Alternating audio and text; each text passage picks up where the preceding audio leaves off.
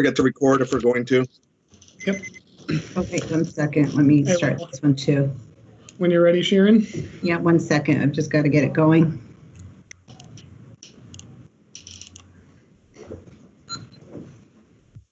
Okay, so June 11th, 2020, Planning Commission meeting. All right, and we are recording this for our own purposes. And we also have channel 17 here, so welcome everybody. Dusty, take it away. So I'm going to go through this week and read the remote public meeting script that I dumped on Darren last time. So I'll take the hit this time. So I, Dustin Brusso, as chair of the Essex Planning Commission, find that due to the state of emergency declared by Governor Scott as a result of the COVID-19 pandemic and pursuant to Addendum 6 to Executive Order 01-20 and Act 92, this public body is authorized to meet electronically. In accordance with Act 92, there is no physical location to observe and listen contemporaneously, same time, to this meeting. I won't even try to pronounce that word tonight. However, in accordance with the temporary amendments to the open meeting law, I confirm that we are, A, providing public access to the meeting by video conference with additional access offered through telephone. We're using Microsoft Teams for this remote meeting. All members of the Planning Commission have the ability to communicate. How do you pronounce that word, folks? Darren? Dusty, did you actually have that beer before you came on? Communicate. Wow. How do you pronounce contemporaneously? Contemporaneously, yeah. Wow, that's used too many times. Contemporaneously during this meeting through Teams, and the public has access to contemporaneous. Oh God, did you do that on purpose? Contemporaneously listen and, if desired, participate in this meeting. Planning staff will provide instructions for public participation using Teams before the hearings are opened. Providing public notice of instructions for accessing the meeting. We previously gave notice to the public of the necessary information for accessing this meeting, including how to access the meeting on Teams with a computer, smartphone, or regular telephone in our posted meeting agenda. Instructions have also been provided on the town website at essexvt.org/agenda center. Click on Your Government, then Agendas and Minutes, and navigate to the desired meeting date. Providing a mechanism for the public to alert the public body during the meeting if there are problems with access. If anyone has a problem, please use the chat feature within Teams, which is Alt-H, email, or call OISO at 878-1343 or email at omakuku@essex.org. Continuing the meeting if necessary. In the event the public is unable to access this meeting, it will be continued to a time and place certain. Please note that all votes taken this meeting are not unanimous will be done by roll call vote in accordance with the law. So let's start the meeting by taking a roll call attendance of all PC members participating in the meeting. So if you could all sound off, please. Dave Raphael. Joshua Knox. John Mangan here. Ned Daly. John Schumacher. Did I jump in too soon? John Alden. And Dustin Brusso. I think we are all present and accounted for. So let's, do we have folks from the public on at this point in time? We have the applicant. Yeah, remind me how we've been doing. You've just been stating pretty much the oath by them speaking is testimony that is truthful. So the same oath that you're giving a virtual oath, and hopefully you don't have to do it if you don't have to make a formal. Hopefully there'll be no discussion. Is what I'm saying.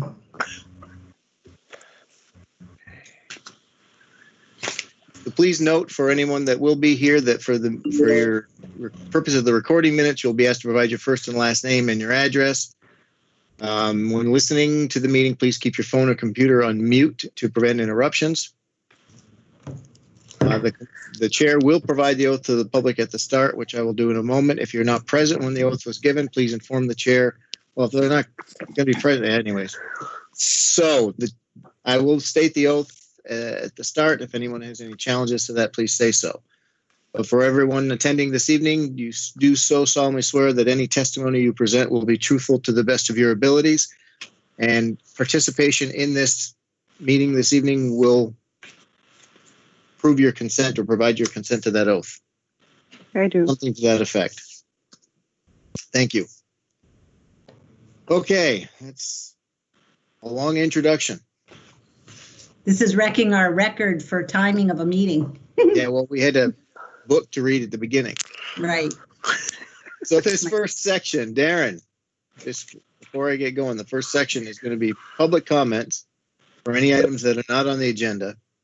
Also public comments on, and this includes your planning commission, any comments on the consent agenda item, which is a minor site plan for Stephenson Properties LLC, which is a request for permanent outdoor seating in front of the building located at 112 Center Road in Center Zone CTR. So Dave Raphael with the question for staff. Yeah. Sharon and Darren, are you comfortable, given that this is a business design control overlay, are you comfortable with staff approval of the fencing? I am. Okay, that's all I wanted to know. Thank you. And I wanted to add that since writing of this draft staff report approval, I did hear back from Public Works, so I created a new finding and condition that would be finding 8 in an email dated 6/2/20. Public Works recommended that there will be no permanent structures installed with any town easements or claimed rights of way. And condition 3 will read, there shall be no permanent structures installed with any town easements or claimed right-of-ways. That's all I have. Where did that come into play again? So I added a finding 8. So I think the old one said that Public Works and the Recreation Director did not provide comment. So I massaged that to add what I just read, Public Works comments, as a new finding 8, and 9 turns into the Recreation Director did not provide comments. Okay. Anybody, commissioners, anybody have any comments or questions on this? Justin, John Mangan, just one minor update or question on the conditions. Number 5, it just should probably be updated to remove himself and make it more agnostic. Applicant confirms and agrees for himself. And in this case, it's not a himself, but we should probably be updating that going forward. So that's on, I'm sorry, you said condition 5? Condition 5.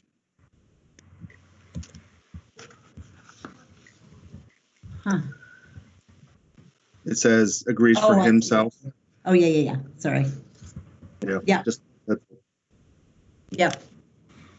That's such an old templated one. I don't think anybody ever reads it anymore. yeah, I know. I was just copied and pasted. Yeah, I get it.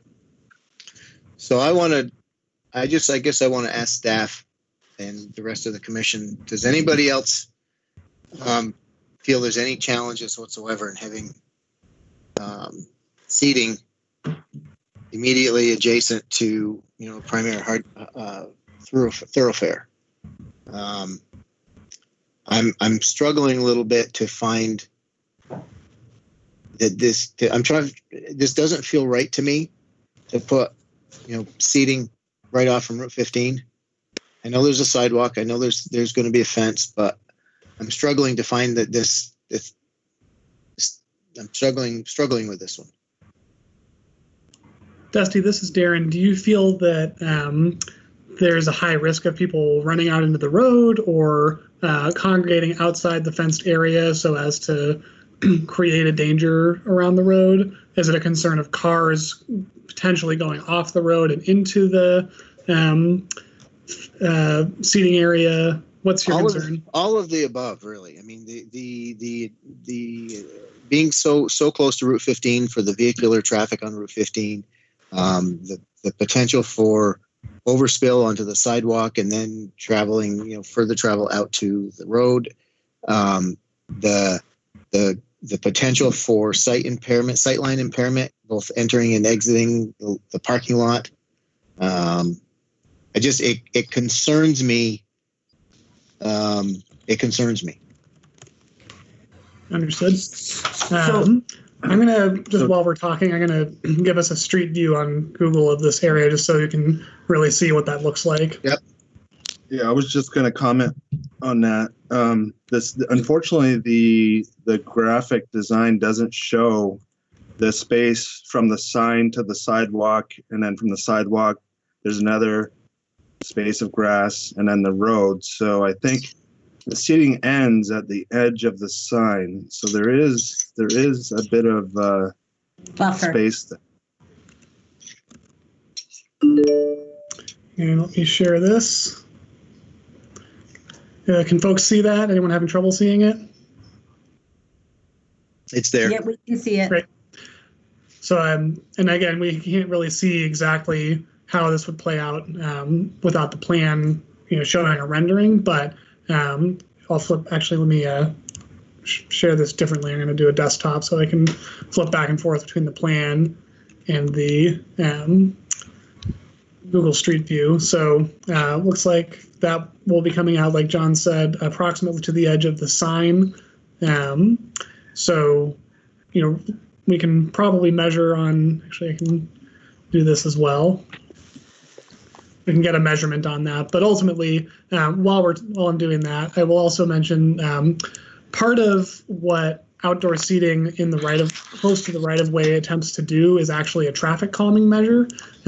So by having that seating out there, the traffic will actually be going slower in theory by having that visual barrier. I just want to measure here approximately 18 feet from the edge of the road to the edge of the right of way. To the edge of the sidewalk, about 15 feet. So that's what we're seeing here is 15 feet from edge of pavement to edge of sidewalk, just for reference, and so people can look at, think about that in their mind's eye. But again, part of the appeal of having that is having the traffic calming. This is a relatively low speed limit in this area. You're also coming up to the light at Route 15. So I think, and we even have outdoor seating on this already. So in terms of impacts, I understand the concern. It's definitely there.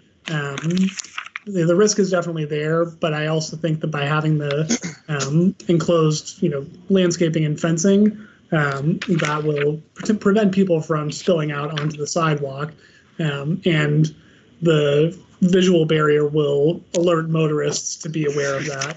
There's always the risk that an out-of-control car could, barrel into that, but I think the likelihood of that is very, very slim. And I don't think that that's any different than any street anywhere. I want to add that the fire department did go over to the site and made some suggestions as far as the fencing, and which is why the condition is to work with the gate, and they seem to feel that it was safe. Okay, sounds like I'm the only one that might have a concern. So if there's no other questions or comments. I have a question, just a quick one now. I'm just curious, what is the nature of the fencing again?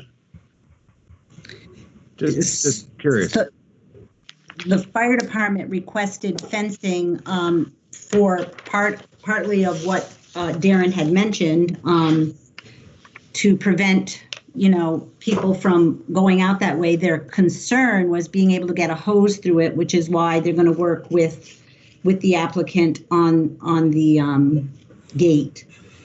So basically, that's basically, it was for safety. So, but what is the fencing? What is it? Is it like they're little pilasters, or there's never a picture or anything, right? I'm just. Oh, I see. What type of fencing? No, I'm not really that hung up on it. Yeah, no, I believe the discussion was it was going to be a picket fence, probably 4 feet high. If that's the not the tall picket fence, but yeah. something you can see over when you're sitting, maybe. Yes, you will be able to says that. see. Yes. Also, the fencing's required if you're going to serve alcohol, but it doesn't require anything special. It could be as simple as rope. Yeah. Okay. That's all. Anyone from the public want to ask a question about this or offer comment, or any other commissioners? I see no hands raised. I see no comments. So Darren or whomever, is somebody keeping track of the chat window?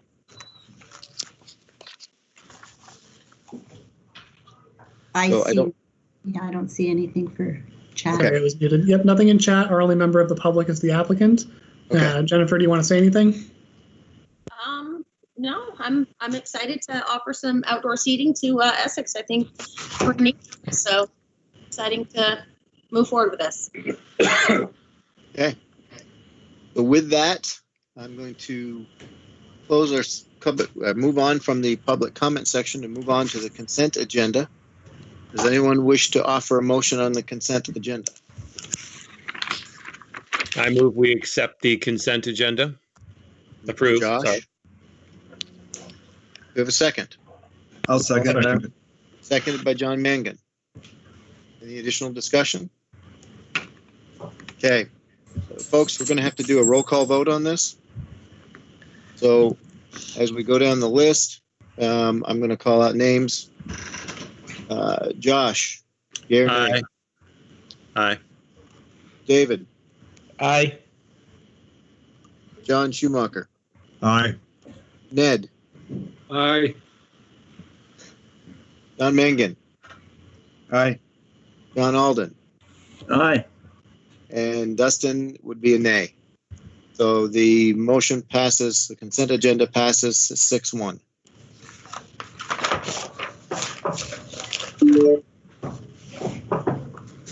Next item on the agenda is minutes from May 28th.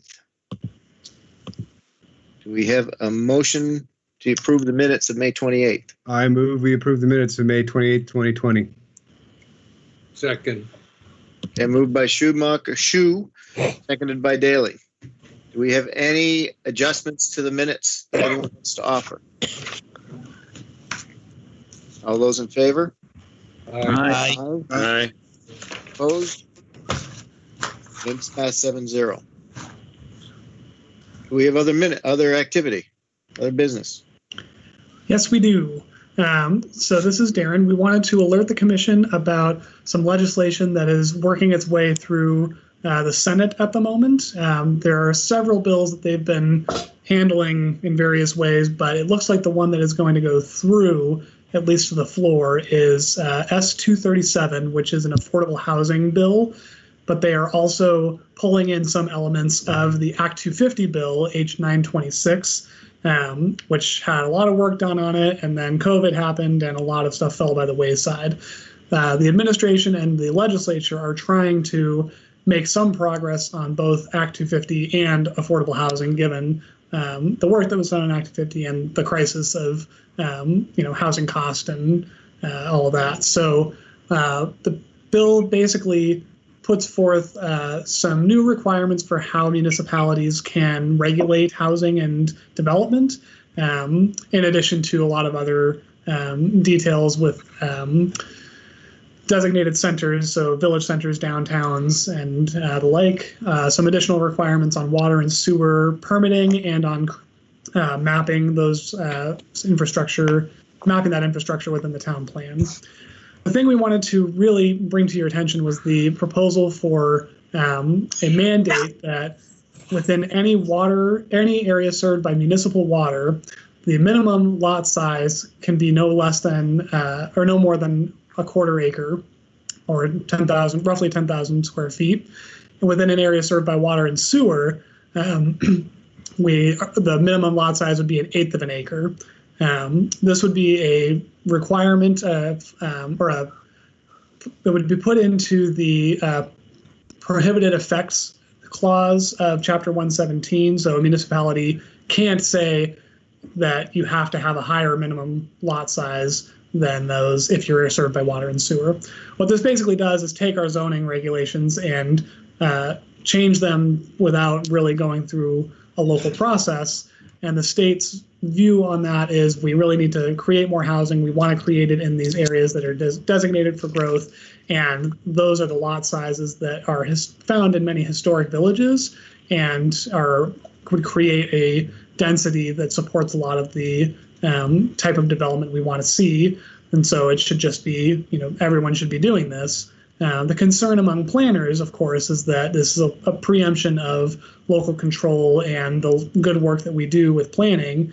And it's a cookie cutter approach to a problem that may not actually solve it, because the issue is not about lot size necessarily, it's density. You can create a small lot, but if you're putting, single unit dwellings on all of those lots when you could have been putting, duplexes, fourplexes, or larger apartment buildings, then have you really solved the problem? It might create a lot of situations where you're seeing luxury housing or higher end housing without guaranteeing, the affordable housing.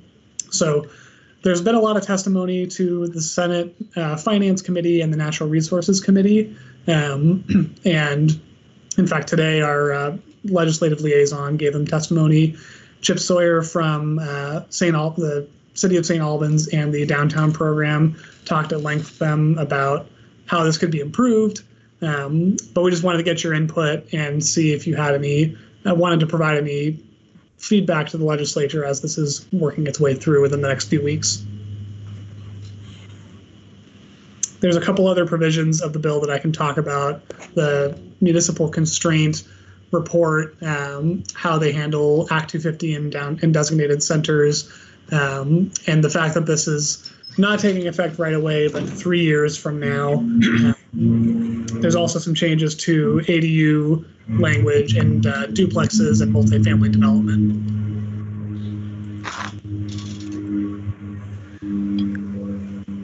Darren, did you include S237 in the packet?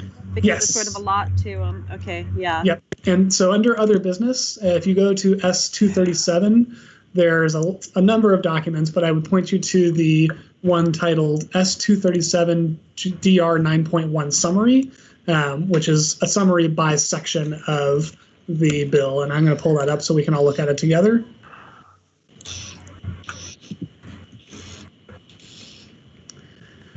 So section 2 is the part that contains a lot of the changes to chapter 117, the municipal bylaws statute.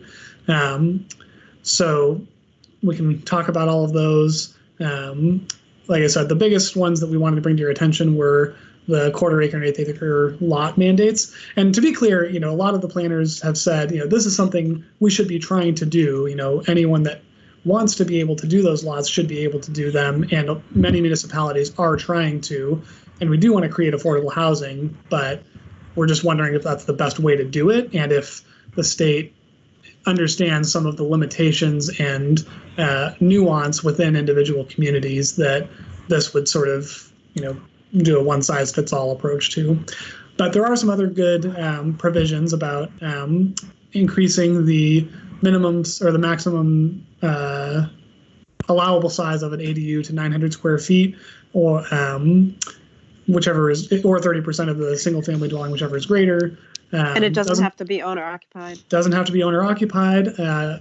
Does still have to be one bedroom or fewer. Or sorry, removes that requirement. So it does no longer has to be one bedroom. It can be as many as it wants.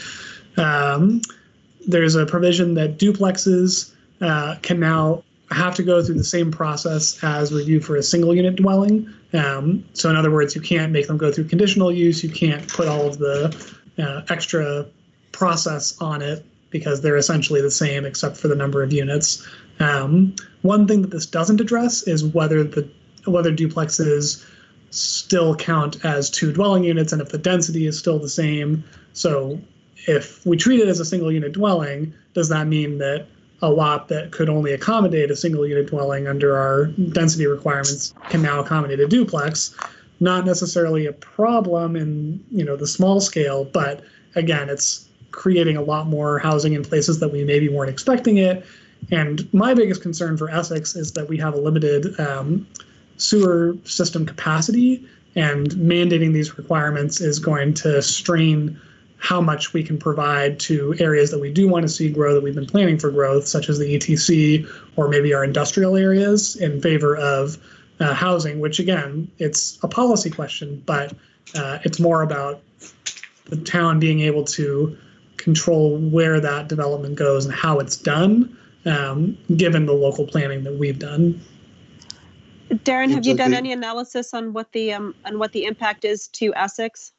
I have not yet, other than to say so in our zoning regulations, most of our residential districts, purely residential districts, not the mixed use ones, have a minimum lot size of 20,000 square feet for properties that are on water and sewer. If they're on one or the other, it's 30,000 square feet. So that is essentially, multiplying by 4 the density of areas with water and sewer, by 2 the number of areas of water and sewer, and by potentially 3 for the areas with only water and not sewer. That's just, looking at the numbers in our regs. Whether that would actually have an impact on our existing residential areas, it's hard to tell because a lot of it would be infill, and it's hard to squeeze a new house between 2 houses that are already on their own lots. What we'd probably see more of is new duplexes and ADUs, which I think, in my opinion, makes a lot of sense as long as there's sewer capacity.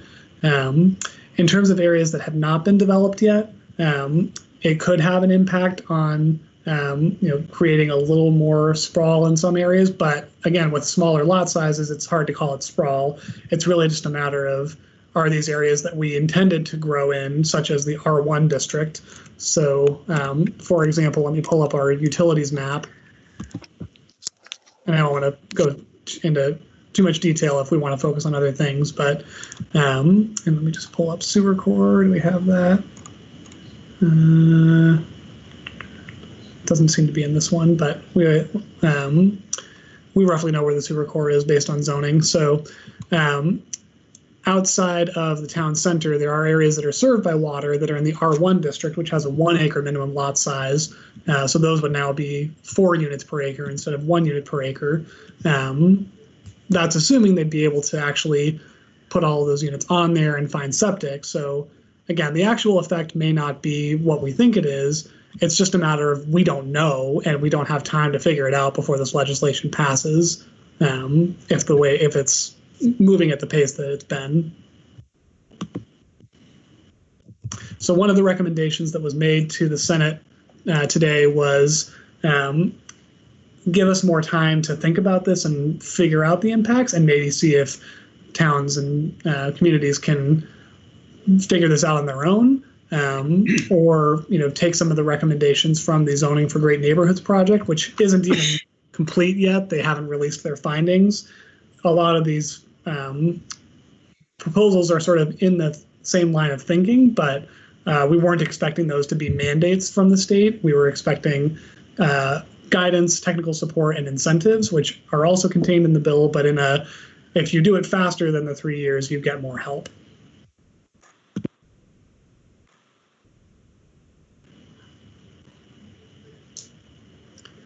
So this seems like an awful lot to throw at us tonight and ask for something tonight. I guess it would be better to understand what the overall impact to Essex might be. We've got a lot of developments that are 1/4 acre lots, from the 60s and 70s. So that by itself doesn't scare me. If somebody was trying to put something new in, I guess the question might be, we're read if it's on, what's the terminology? If it's on, it has sewer and water? If it can connect to municipal water and sewer or sewer. So what controls the ability to connect? Just physical placement, or would it be going to Public Works and say, do we have capacity to add more? So under the current language of the bill, it has the ability to connect. It's unclear if the if Public Works would still be able to control that through issuing permits and actually providing service. A lot of these areas are, our town ordinances say that if you have the ability to connect, you need to, unless you already have an existing well or septic, and at that point, you have to connect if any of those fail. So it would be. We've dealt with that before. Yeah. Currently, an accessory dwelling has to purchase additional allocation to come online. So Yeah. each single family home is allocated 200 gallons per day. Yeah. And if you were to create an accessory apartment, you would have to get approval for 60 additional gallons and then pay for the additional 60 gallons of water and or sewer. Yeah. And again, there's no theoretical problem with that except in the death by 1,000 cuts to our sewer capacity. We're already looking at shifting capacity from other areas of town to the town center in order to achieve the build out that we anticipate. So if we then start losing some of, leaking that to other developments, it's not necessarily a bad thing. It's just going to change the outlook on what could be built in the town center. Darren's freezing on my screen. I'm freezing. Here's it. Memorex. Josh, you have something? Yeah, I just want to kind of ditto a little bit of what you said, Dusty, that I'm broadly supportive of quarter-acre lots, and I like the idea of density. What concerns me is this being passed at the state level as a mandate when they may not have done the digging and data to see what effect this would have on actual municipalities and what effect that would have on Essex, which is presumably one of the places they'd want this to happen. They'd want it to be the more populous areas that could do more interesting things with density. And so I don't know that I'm entirely on board with them saying do this without them knowing what that would look like. But supportive of the idea of smaller lots generally. I like that possibility for more density and more affordable housing. I think the goal is great. Ned, you've got to have something to say. No? Mm-hmm. So I guess, Darren, keep us informed, I guess. I don't know what else to say. John, which John? Alden. What's that? Yeah. Well, I always have something to say. I'm looking at the various other people that have commented on this, and I think the guy from Heinsberg there with the comments from the Vermont Planning Association are pretty good. I gotta support the general concept, which says, if you have water and sewer available, you should be allowing smaller and more dense development. That's really the big picture. And then whether or not anybody does it is a different story. I'm not sure it's exactly a mandate to create those lots. I think it's just saying you can't deny their creation, which is a little tricky. You're still waiting for somebody to decide they're ready to make those developments happen. But, in point of fact, if we're not going to allow some construction and density in the places where we already have water and sewer, then we're asking for sprawl. And that's what we're all trying hard not to do. So broadly, I'm supportive, although I think the letter from the guys in Heinsberg there are really helpful in making sure we pay attention to the other things that we might be giving up if we allow the state to start telling us what to do here. And the other thing that... Put your hand down, John. If I can jump in, one of the suggestions we had from CHIP today in their testimony was instead of making it about lot sizes, planners have been saying all along not all along, but for the last few years, that it's not about lot size, it's about density. So maybe give us a density mandate and maybe make it the average density within your service area. And that way, we can say, well, this area that maybe has some historic homes on larger lots that we want to preserve or deal with differently than chopping them up into smaller lots, we can say maybe they can do, higher density, bigger buildings or, accessory units. But in this other area, we want to do, more of a downtown style development. That was something that the committee, the Natural Resource Committee, seemed to want to entertain. So there may be new changes as this bill moves forward, or that might fall by the wayside. But lots of discussion happening and on a very short timeline, given the looming end of session. The other thing I do want to mention, even though it's not part of what affects us directly, there is a proposal to reinstate the road rule in Act 250. So it's a jurisdictional trigger saying if you're building a road more than 2,000 feet long, including driveways off of that road, you are in Act 250 by default. That's one of the provisions in the Act 250 bill that they were talking about bringing in. And the Vermont Planners Association position on that is we get where it's going. It's a very blunt instrument to try and capture the development you don't want, because you're going to capture a lot of development that really doesn't need to be in Act 250. And a better way to approach it is to have the mapped resource of, and the point of this is to prevent forest fragmentation, all these roads cutting up, into the woods, with a single family lot at the end. So if that's the goal, just say don't go into forest blocks and make the roads short around the edge.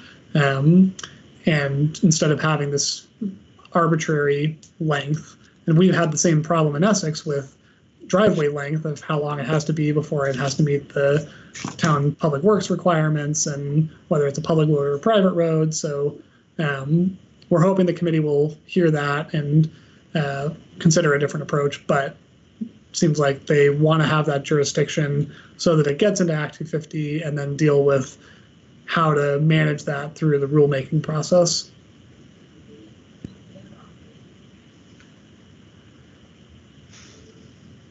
So yes, apologies, this was a lot of information.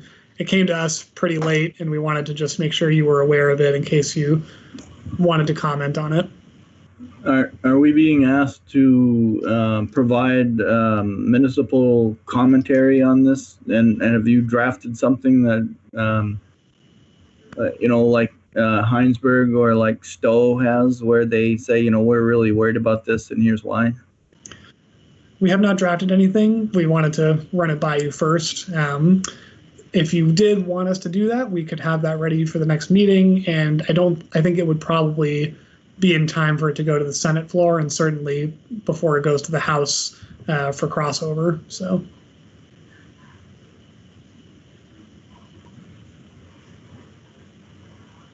But we're also, I don't want to belabor it if folks are generally okay with it, except for the same issues that have been raised by others.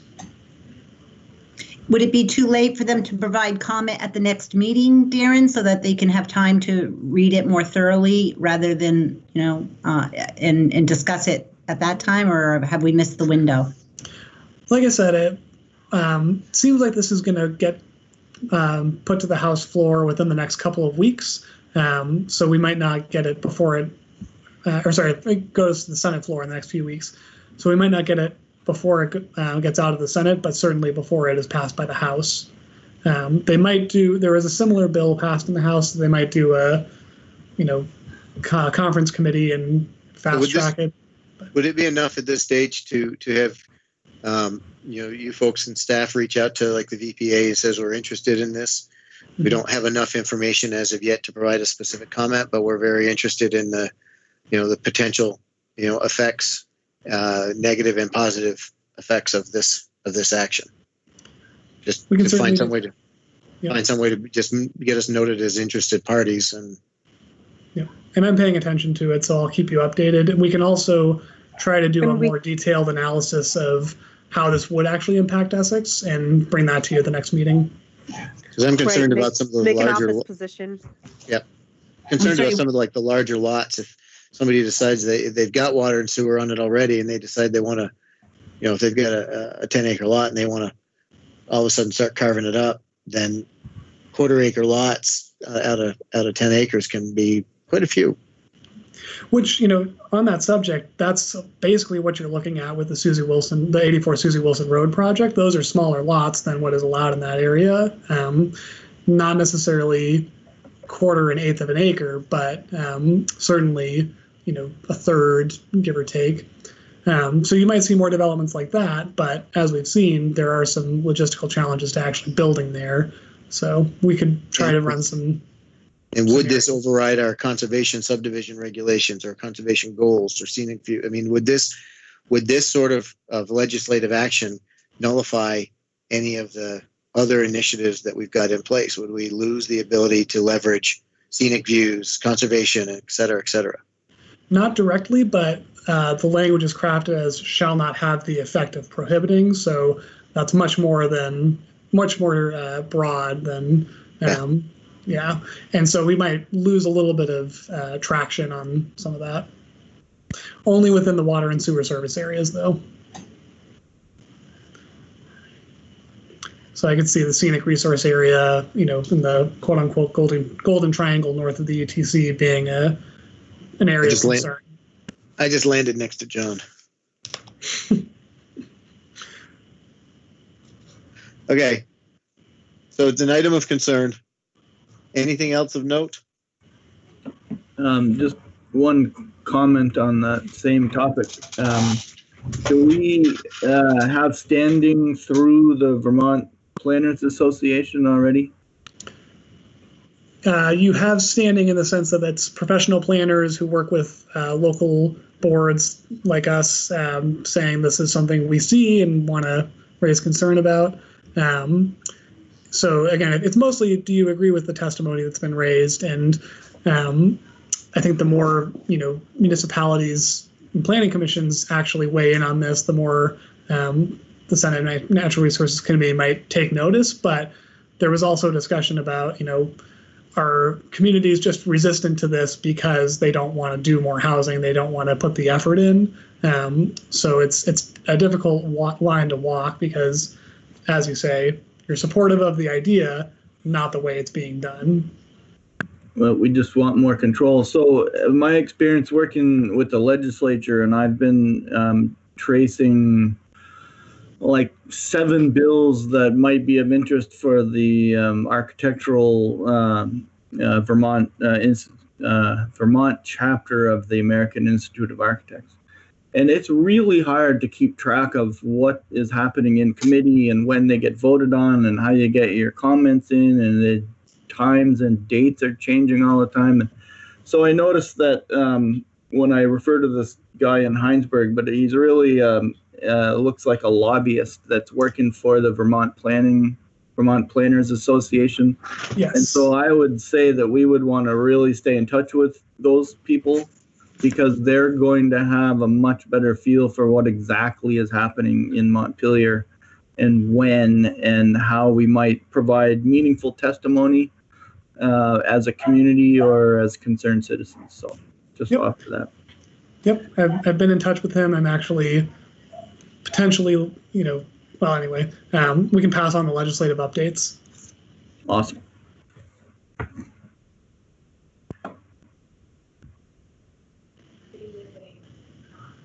Sure, you've disappeared into space.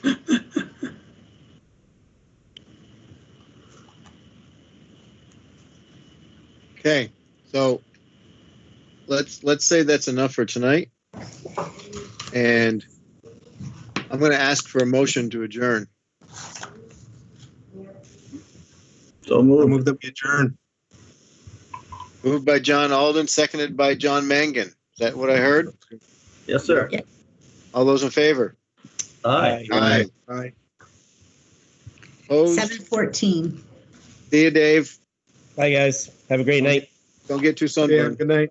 Thank you all.